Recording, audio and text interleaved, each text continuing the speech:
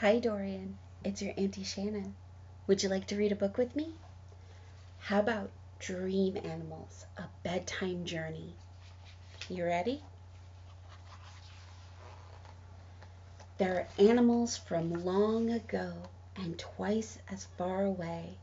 Their maps are made of starlight and can't be seen by day.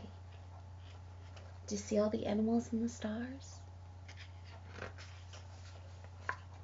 These creatures are the reason dreamers get where dreamers go. Dreamland is too far to run, and sleepy feet too slow. You only have to close your eyes, and when you snuggle in, you'll be carried to your dreams tonight on wing or paw or fin. Perhaps a bear will carry you to meet particular friends who set their misfit table for a feast that never ends. I think that's Humpty Dumpty. And who's that robot? Is that one of the three bears? Or will you hold on tightly as a red fox leaps and bounds toward an elfin hollow hidden underground? Look at all the elves and fairies, all of the animals.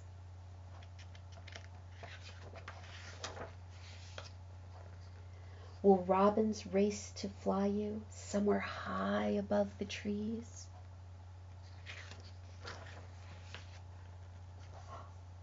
Look at them flying.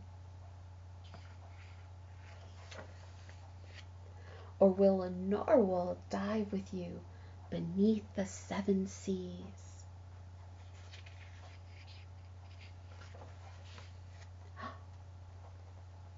Look, I think those are mermaids. I bet it would be fun to go to tea with them. Will a tiger take you to the wonder of a show? Do you see the tiger? With daring feats up overhead and wild beasts below.